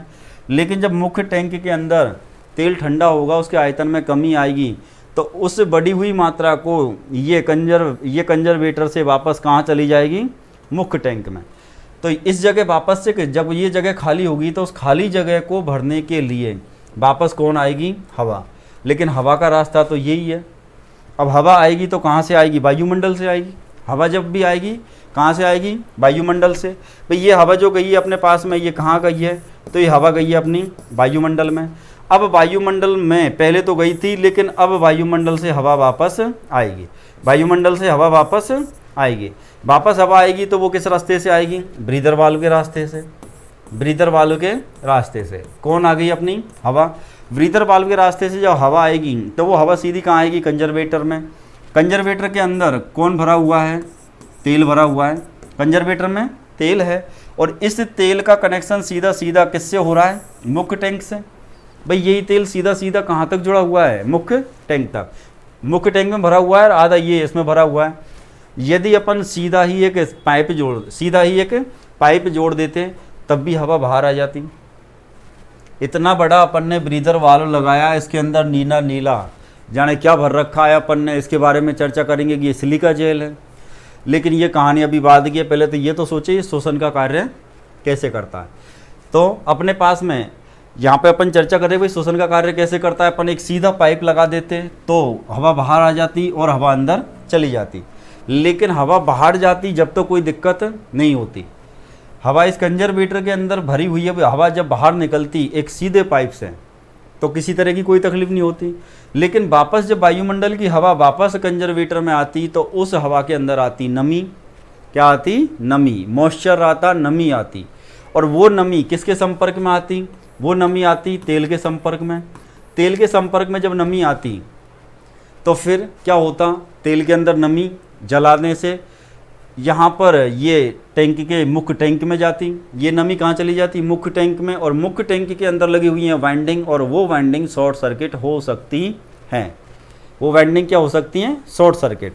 तो उस नमी को रोकने के लिए, उस नमी को रोकने के लिए इस ब्रीदर वाल्व के अंदर, किसके अंदर, इस ब्रीदर वाल्व के अंदर क्या भर दी जाती है, सिलिका जेल। तो ये जो नीले रंग की अपन को जितनी भी दिखाई दे रही है, ये कौन है अपन की, सिलिका जेल। ये क्या भरी गई है, सिलिका जेल। तो सिलिका जेल भरी गई है अपने पास में। अब सिलिका जेल भरने का मतलब क्या था भाई, हवा अपन को बाहर निकालनी थी, हवा अपन को अंदर लेनी थी, लेकिन अपना उद्देश्य केवल यही नहीं था कि शोषण ही करें। अपन का एक और उद्देश्य है शोषण क्रिया में कि वायुमंडल से जो हवा अंदर जाए टैंक के अंदर या रिजर्व टैंक के अंदर, जो भी हवा जाए उस हवा के अंदर नमी की मात्रा नहीं होनी चाहिए। और उस नमी को रोकने के लिए किसको भरा जाता है, सिलिका जेल। अब सिलिका जेल का यदि अपन से मुख्य कार्य पूछा जाए तो इसका शोषण में कोई कार्य नहीं है।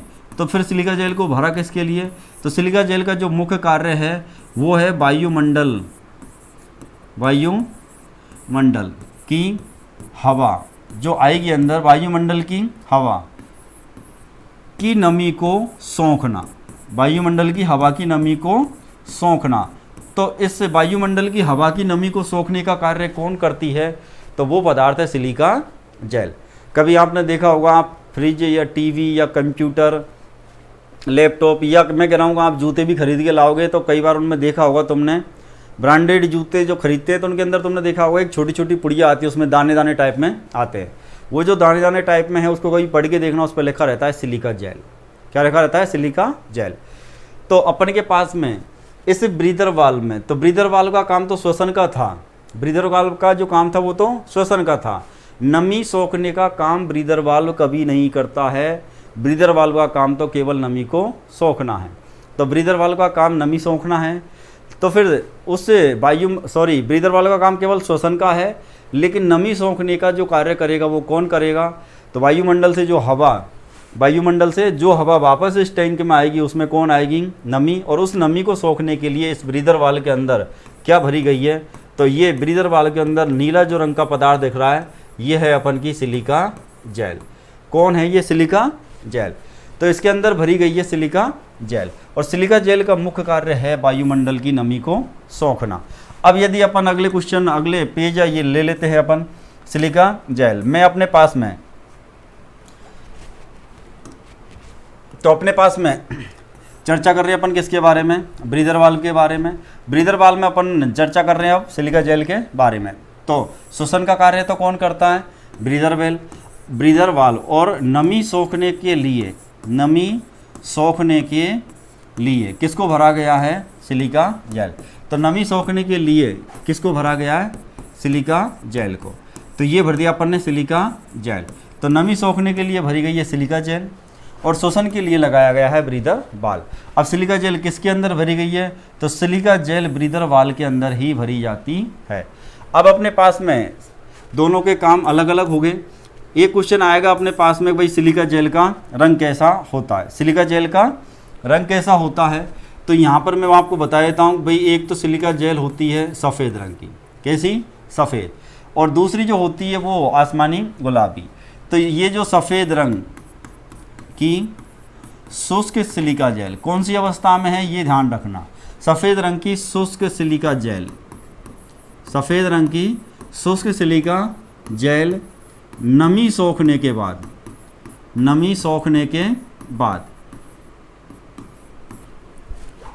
किस रंग की हो जाएगी, तो नमी सोखने के बाद इसका रंग हो जाएगा आसमानी नीला। कौन से रंग की सिलिका जेल, सफ़ेद रंग की जो सिलिका जेल है शुष्क अवस्था में, तो इसका रंग तो कैसा हो जाएगा, आसमानी नीला रंग। दूसरा यदि अपन देखें तो अपने पास में आसमानी, कैसा, आसमानी नीला रंग, आसमानी नीले रंग की शुष्क सिलिका जेल, शुष्क सिलिका जेल। तो अपने पास में शुष्क सिलिका जेल के अपने पास में दो रंग हो गए भाई, ये भी शुष्क सिलिका जेल है और ये भी शुष्क सिलिका जेल है। एक का रंग तो कैसा है, सफ़ेद है, दूसरे अपने पास में आसमानी नीला है।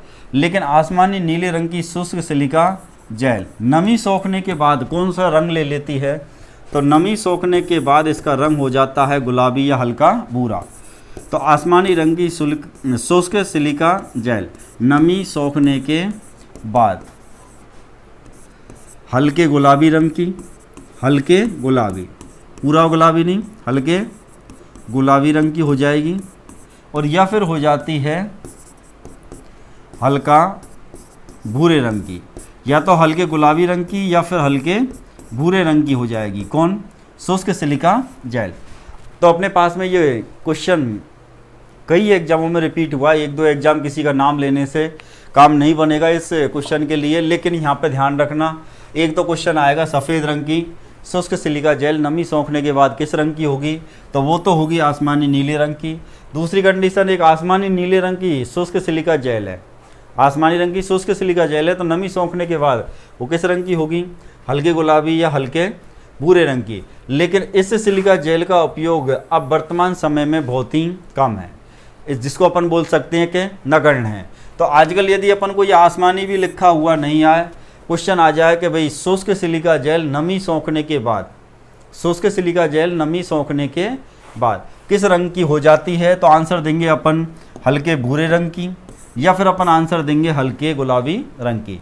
इस चीज़ को अपन एक इमेज के माध्यम से भी समझ सकते हैं, इस चीज़ को एक इमेज के माध्यम से भी अपन समझ सकते हैं। तो अपने पास में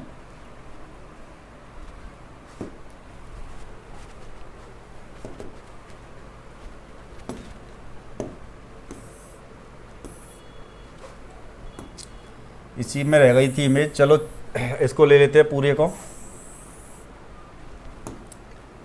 तो ये अपने पास में एक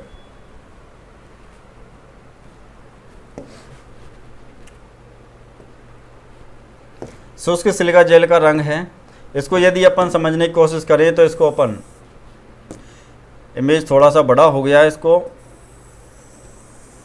ब्रीदर वाली बीच बीच में आया जा रहा है। चलो, तो ये अपने पास में शुष्क सिलिका जेल है। यदि इसका रंग अपन देखें तो ये शुष्क जो अवस्था रहेगी, शुष्क जो अवस्था रहेगी उसमें तो कैसी रहेगी, ये इस रंग की, ये जो अपन को बिल्कुल डार्क नीली जो अपन को दिख रही है, डार्क नीली जो अपन को दिख रही है, तो ये कौन सी अवस्था में है, तो ये है अपन की शुष्क अवस्था। लेकिन जैसे जैसे इसके अंदर नमी आती जाएगी तो इसका रंग हल्का गुलाबी या हल्का कैसा होता जाएगा, भूरा, हल्का गुलाबी या कैसा हो जाएगा, हल्का भूरा रंग हो जाएगा। और वर्तमान समय में सर्वाधिक जो उपयोग होती है तो ये शुष्क अवस्था में है नीले रंग की या आसमानी नीले रंग की शुष्क सिलिका जेल। नमी सोखने के बाद इसका जो रंग हो जाता है वो इस तरीके से हल्का गुलाबी, इस तरीके से हल्का गुलाबी या फिर हल्का भूरा रंग। तो नमी सोखने के बाद शुष्क सिलिका जेल का रंग कैसा हो जाएगा, तो आंसर अपन को देना है हल्का गुलाबी या फिर हल्का भूरा रंग। और शुष्क सिलिका जेल, अपने पास में सिलिका जेल का कार्य अपन पढ़ चुके हैं, वही सिलिका जेल का जो कार्य है वो क्या है, तो मेन इसको अपन को याद रखना है, सबसे मेन जो याद रखना है वो इसी को याद रखना है, अपने लिए इम्पोर्टेंट है। आसमानी नीले रंग का लिखा आए या नहीं आए, केवल इतना आ जाए भाई शुष्क सिलिका जेल नमी सोखने के बाद किस रंग की हो जाती है, तो भी आंसर देना हल्का गुलाबी या हल्का भूरा रंग। तो ये ब्रीदर वाल्व और अपने पास में हो गया सिलिका जेल, ये हो गया ब्रीदर वाल्व और अपने पास में सिलिका जेल। तो अपने पास टॉपिक चल रहा था संरचना का। अब संरचना में अपन जो अगला जो टॉपिक लेने वाले हैं, संरचना का जो अगला टॉपिक है वो है अपन का बकोल्ज रिले। अगला जो टॉपिक है ये कौन है, बकोल्ज रिले। इस बकोल्ज रिले को और क्या कहा जाता है, तो ट्रांसफॉर्मर की सुरक्षा युक्ति। ट्रांसफॉर्मर की सुरक्षा युक्ति किसे कहा जाता है, तो ट्रांसफॉर्मर की सुरक्षा युक्ति कहलाती है बकोल्ज रिले। तो ट्रांसफॉर्मर की सेफ्टी डिवाइस या ट्रांसफॉर्मर की सेफ्टी डिवाइस या सुरक्षा युक्ति किसे कहा जाता है, तो ट्रांसफॉर्मर की सुरक्षा युक्ति किसे कहा जाता है, तो वो है अपन की बकोल्ज रिले। तो ट्रांसफॉर्मर की सुरक्षा युक्ति किसको कहा जाता है, आंसर देंगे बकोल्ज रिले। अब सुरक्षा युक्ति जब इसका नाम पड़ा है तो कहीं ना कहीं इसके नाम में ही छुपा हुआ है कि भाई ये किसी ना किसी प्रकार से ट्रांसफॉर्मर की सुरक्षा करती होगी। सिंपल सा यदि अपन सोचे भाई क्या एक बकोल्ज रिले ट्रांसफॉर्मर की चोरों से सुरक्षा कर सकती है, तो ऐसी कोई सुरक्षा ये नहीं कर सकती। ये एक वैद्युतिक युक्ति है। यदि विद्युतीय प्रकार का किसी प्रकार का कोई दोष उत्पन्न होता है तो उस दोष से ट्रांसफॉर्मर को जलने से बचाती है। तो ट्रांसफार्मर की सुरक्षा युक्ति कौन कहलाती है? तो वो है अपन की बकौल्ज रिले। अब बकौल्ज रिले किस प्रकार से कार्य करती है? बकौल्ज रिले किस प्रकार से कार्य करती है? तो अपने पास में बकौल्ज रिले को सबसे पहले एक इमेज में देखें। भाई अपन ने मान लो आज तक कभी बकौल्ज रिले कोई नहीं देखा, तो अपन बकौल्ज रिले के बारे में कुछ नहीं समझ पाएंगे। यदि बकौल्ज रिले को नहीं देखा तो अपन बकौल्ज रिले के बारे में कुछ नहीं समझ पाएंगे। तो सबसे पहले तो इसकी अपन क्या ले लेते हैं? एक इमेज ले लेते हैं। क्या ले लेते हैं? एक इमेज। तो अपने पास में ये किस तरीके से लगी रहती है, इस बात को भी एक इमेज के माध्यम से समझेंगे। कहाँ इसका जंक्शन बॉक्स है और कैसे इसके अंदर कनेक्शन होते हैं। तो ये अपने पास में एक बकौल्ज रिले है, ये अपने पास एक बकौल्ज रिले है। इसमें अपन को साफ देख सकते हैं अपने पास एक तो यहाँ पे तो लिखा है टू कंजर्वेटर। क्या लिखा हुआ है? To conservator. इसका मतलब ये जो कनेक्शन है ये किसकी तरफ जाएगा? कंजर्वेटर की तरफ। तो ये इस पाइप का जो कनेक्शन होगा ये तो किससे होगा? कंजर्वेटर से। ये इस पर लिखा हुआ है फ्रॉम ट्रांसफार्मर। इसका मतलब इधर जो सप्लाई आ रही है इधर ट्रांसफार्मर का मेन टैंक है, इधर ट्रांसफार्मर का मेन टैंक है। तो ट्रांसफार्मर के मेन टैंक से, ट्रांसफार्मर के मेन टैंक से अपन ने अभी पढ़ा है भाई जो ट्रांसफार्मर का ऑयल गर्म होता है तो वो मेन टैंक से किधर की तरफ बढ़ता है? कंजर्वेटर की तरफ। तो एक तरफ तो है ट्रांसफार्मर का मेन टैंक, दूसरी तरफ अपने पास में कौन है? कंजर्वेटर। तो इन दोनों के बीच में लगी होती है बकौल्ज रिले। इस डायग्राम से इसको अपन समझ सकते हैं कि भाई अपने पास बकौल्ज रिले किस प्रकार से और कहाँ फिट की जाएगी। तो ये अपने पास में बकौल्ज रिले है। ये ट्रांसफार्मर का कौन है? मेन टैंक है। इस मेन टैंक से अपने पास में सप्लाई जाएगी किसके लिए? कंजर्वेटर के लिए। जब इस ट्रांसफार्मर के मेन टैंक में ऑयल का लेवल बढ़ेगा, ऑयल का लेवल बढ़ेगा, तो ऑयल का लेवल बढ़ करके कहाँ जाएगा? कंजर्वेटर में। तो ट्रांसफार्मर और कंजर्वेटर के बीच में लगी हुई है कौन? बकौल्ज रिले। तो ये रिले कहाँ लगाई जाती है? तो ये ध्यान रखना अपने पास भाई ये लगेगी ट्रांसफार्मर के मेन टैंक और कंजर्वेटर के बीच। तो यहाँ जो लगी हुई है, ये जो लगी हुई है ये है अपन की बकौल्ज रिले। तो अपन से यदि इसकी लोकेशन या स्थान पूछें कि ट्रांसफार्मर की बकौल्ज रिले कौन कौन से भाग के मध्य लगाई जाती है, ट्रांसफार्मर में कहाँ लगाई जाती है, तो ट्रांसफार्मर के मेन टैंक और रिजर्व टैंक के बीच में लगेगी। ट्रांसफार्मर के मेन टैंक और रिजर्व और कंजर्वेटर के बीच लगेगी, रिजर्व टैंक और मेन टैंक के बीच। तो ये तो है अपन का मेन टैंक और ये है अपन का रिजर्व टैंक। तो मेन टैंक और रिजर्व टैंक किसको कहा गया है? कंजर्वेटर को। तो और उसके बीच लगी होती है बकौल्ज रिले। अब बीच में लगी रहेगी, लेकिन फिर इसके अंदर कौन कौन से फंक्शन है? तो यदि इसके अंदर अपन देखें तो अपन को यहाँ लिखा हुआ दिख रहा होगा, यहाँ इसके अंदर लगे होते हैं मरकरी स्विच। मरकरी बोले हैं तो पारा स्विच, और ये एक प्रकार के प्रेशर स्विच होते हैं। जब ट्रांसफार्मर के टैंक से तेल इसके अंदर आएगा और कहाँ जाएगा? कंजर्वेटर की तरफ। तो सिंपल सा सोच सकते हैं कि यदि मेन टैंक से तेल आ रहा है तो कब आएगा? जब उस मेन टैंक में भरे तेल के आयतन में वृद्धि होगी। यदि उसके आयतन में वृद्धि नहीं होगी तो तेल नहीं आएगा। और तेल आ रहा है इसका मतलब आयतन में वृद्धि हो रही है, और आयतन में वृद्धि हो रही है इसका मतलब ये भी समझ लो कि भाई तेल गर्म हो रहा है, तेल गर्म हो रहा है। और तेल गर्म तभी होगा जब वाइंडिंग से धारा प्रवाहित होगी। बहुत ज़्यादा तेल कब आएगा? जब बहुत ज़्यादा ऊष्मा पैदा होगी। बहुत ज़्यादा ऊष्मा कब पैदा होगी? जब वाइंडिंग से बहुत उच्च मान की धारा प्रवाहित होगी। तो सिंपल सा समझो भाई यदि अपने पास में इस कंजर्वेटर के अंदर मेन टैंक से ऑयल कब जाएगा? इस मेन टैंक से कंजर्वेटर के लिए ऑयल कब जाएगा?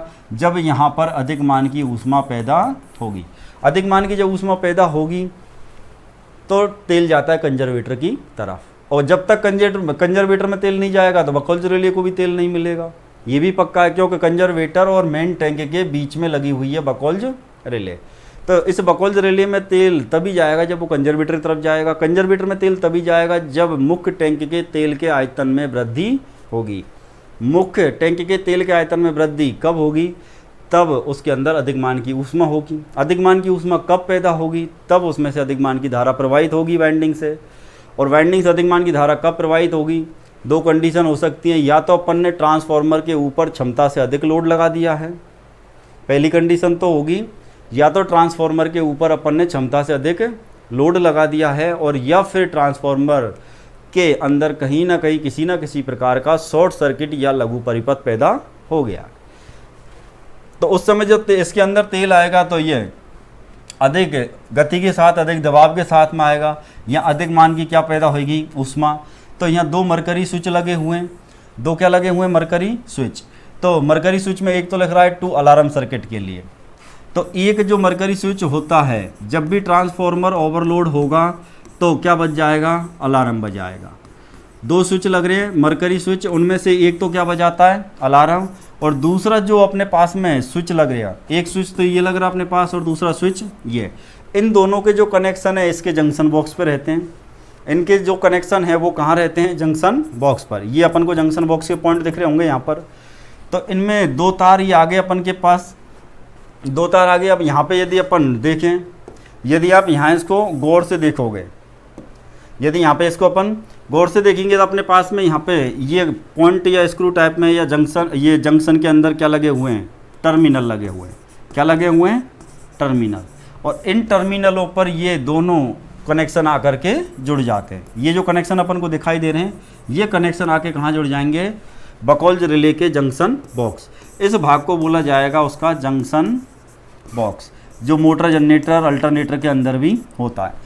तो ये पूरा जो भाग है ये कहलाता है अपन का जंक्शन बॉक्स। तो इस बकौल्ज रिले के जो कनेक्शन है उसके जंक्शन बॉक्स पे हैं। जंक्शन बॉक्स से वो सप्लाई कहाँ जाती है, तो एक स्विच की सप्लाई, एक स्विच ऑन हो जाएगा तो फिर कौन बज जाएगा, अलार्म बज जाएगा। कौन बज जाएगा, अलार्म।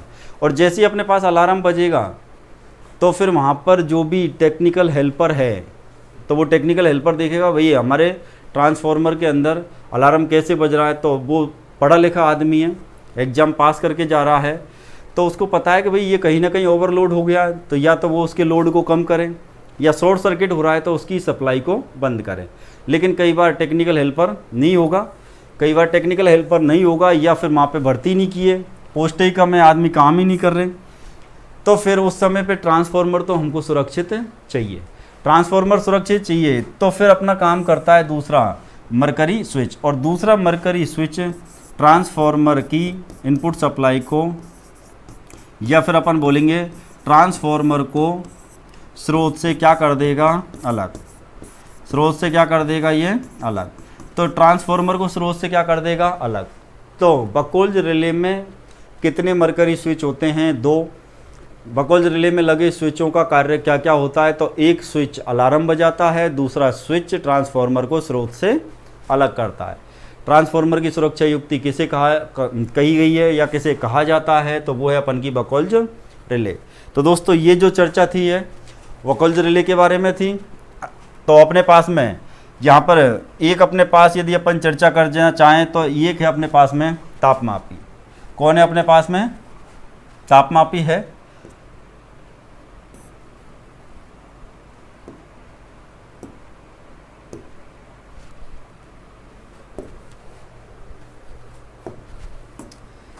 इस डायग्राम में अपन देख सकते हैं भाई तापमापी कैसा होता है और कैसा कार्य करता है। तापमापी कैसा होता है और कैसे कार्य करता है। तो अपने पास में ये तापमापी है और ये किस तरीके से कार्य करेगा, तो इसके बारे में देखते हैं।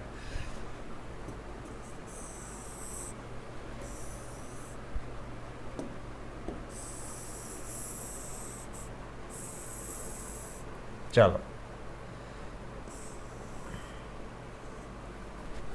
इस डायग्राम के अंदर अपन को कई सारी चीज़ें समझनी है, बहुत अच्छी तरीके से इसके अंदर अपन देख सकते हैं। तो सबसे पहले देखो अपन किस किस के बारे में चर्चा करके आ चुके हैं। तो अपने पास में अपनी जो चर्चा हो चुकी है, ये अपने पास में मुख्य टैंक है। यदि अपन देखें तो ये जो भाग अपन को दिखाई दे रहा है यहाँ से यहाँ तक का पूरा, ये सब कौन है अपन का, ये मुख्य टैंक है। यहाँ से यहाँ तक अपन का कौन है, मुख्य टैंक। इस मुख्य टैंक में भरा जाता है ऑयल। इस मुख्य टैंक के अंदर क्या भरा जाता है, ऑयल। अब यदि अपन देखें भाग इसके, तो देखो इसके बारे में अपन चर्चा कर चुके हैं, इसके बारे में अपन चर्चा कर चुके हैं। और ये वाला जो भाग है ये कौन है, तो ये वाला भाग है अपन का बकौल्ज रिले। इस वाले भाग को अपन क्या बोलेंगे, बकौल्ज रिले। और बकौल्ज जो रिले, सॉरी ये बकौल्ज रिले नहीं है अपने पास में, ये है ब्रीदर वाल्व। तो अपने पास में ये जो भाग है ये अपन का ब्रीदर वाल्व। ये कौन है, ब्रीदर वाल्व। दूसरी यदि अपन देखें तो एक भाग यहाँ दर्शा रखा है, ये है अपन की वकोल्ज रिले। ये क्या है? ये है वकोल्ज रिले, जिनके बारे में अभी अपन ने चर्चा करी है। ये है अपने पास में ट्रांसफार्मर का रिजर्व टैंक, जिसको अपन बोलते हैं कंजर्वेटर। ये कौन है? ट्रांसफार्मर का रिजर्व टैंक, जिसको क्या बोला जाता है? कंजर्वेटर। ये है यहाँ यदि अपन को दिखाई दे रहा है तो ये ट्रांसफार्मर का ऑयल गेज या तेल मापी है। ऑयल गेज है या तेल मापी है। यदि अपन चर्चा करें इनकी, तो ये बाहर जो ट्रांसफार्मर की बॉडी की तरफ जो छोटी छोटी पतली पतली पत्तियां लगी रहती हैं, इन पत्तियों को बोला जाता है फिन्स। इन पत्तियों को क्या बोला जाता है? फिन्स।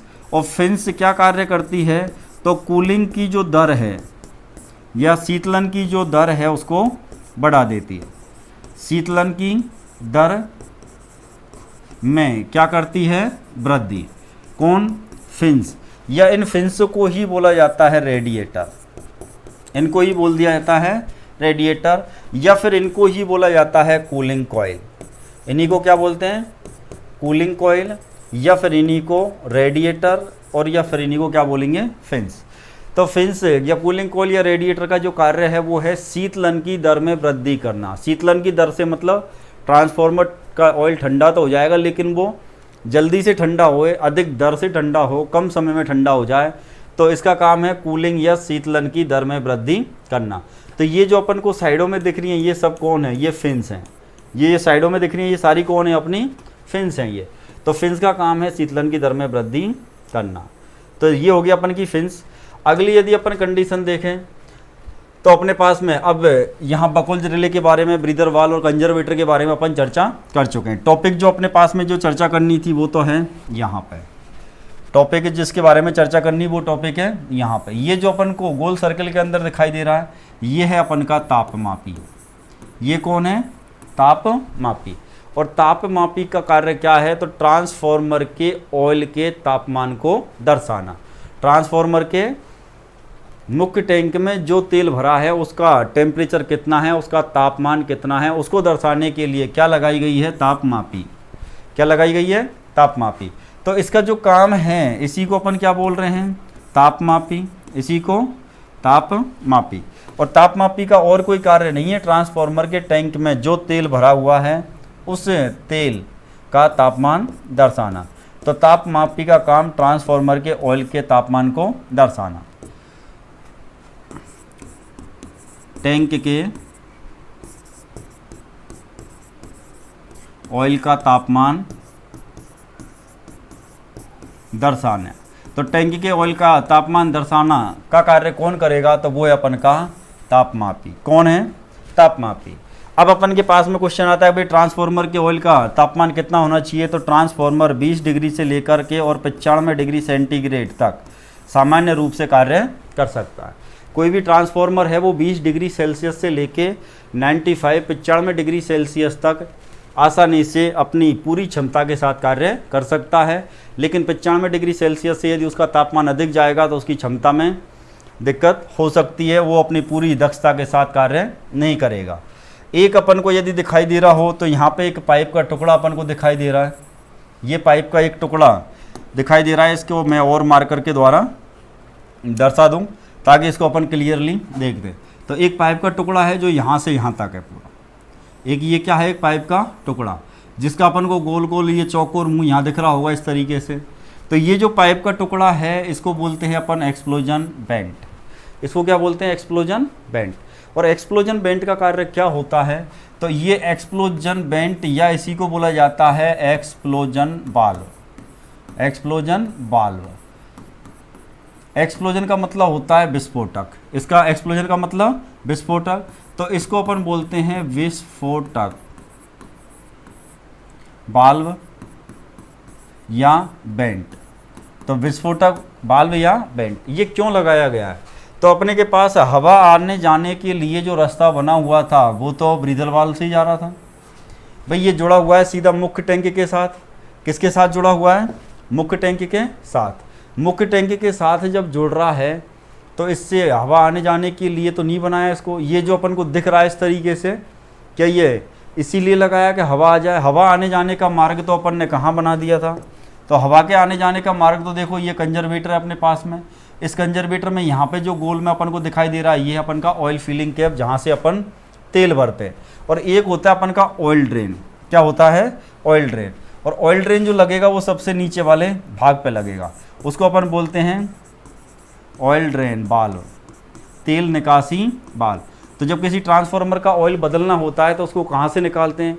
तो ऐसा नहीं कि ट्रांसफार्मर को पकड़ के अपन उल्टा करेंगे कि भाई तो एक ही छेद होगा तो उल्टा ही करना पड़ेगा, लेकिन यदि ट्रांसफार्मर में तेल भरने के लिए छेद अलग से टॉप पे ऊपर दे रखा है, निकालने के लिए सबसे नीचे, तो नीचे वाला जो छेद है इसको यहाँ पे एक बेंट बाल्व लगेगा, उसको अपन बोलेंगे ऑयल ड्रेन बाल्व।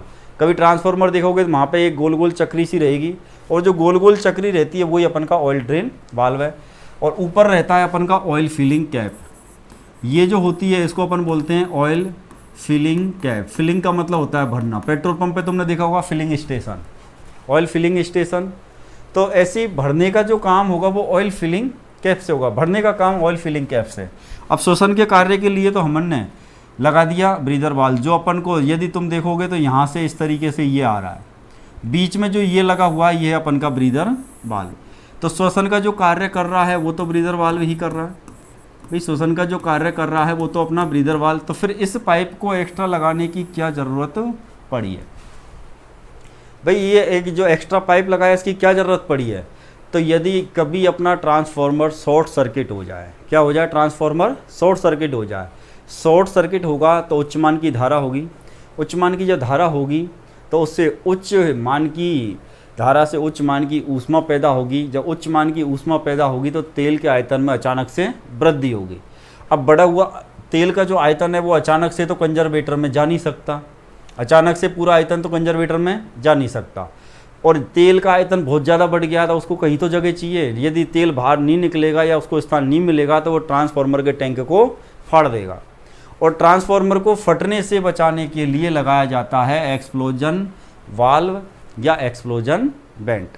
तो ट्रांसफार्मर की यदि फटने से बचने की सुरक्षा यदि कोई है, ट्रांसफार्मर के मुख्य टैंक को फटने से बचाने के लिए किसको लगाया जाता है? एक्सप्लोजन वाल्व या विस्फोटक वाल्व। इसके अंदर एक रबड़ यहाँ डायाफ्राम होता है, इस जगह पर एक रबड़ डायाफ्राम रहेगा, और जैसे ही अचानक से तेल का दबाव जाएगा तो वो डायाफ्राम फट जाता है, और ट्रांसफार्मर के तेल के आयतन में जो अचानक वृद्धि हुई थी वो बढ़े हुए आयतन का इस मुंह से, इसके एक्सप्लोजन वाल्व के मुंह से क्या हो जाती है? निकासी, या फिर अपन कहेंगे ट्रांसफार्मर के मुख्य टैंक का ऑयल इस एक्सप्लोजन वाल्व के रास्ते बाहर निकल जाता है।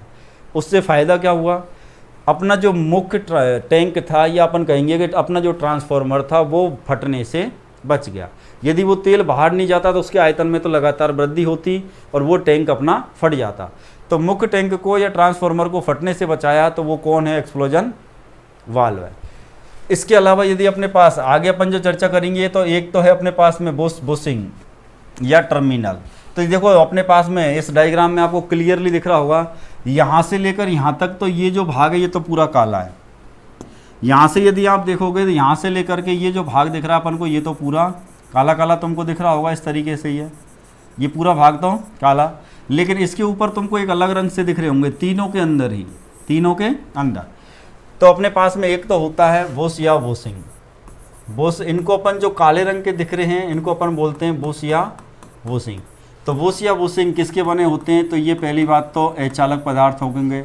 अचालक में या तो हो सकते हैं ये सेरामिक के, अपन बोल सकते हैं इसको सेरामिक, या फिर चीनी मिट्टी।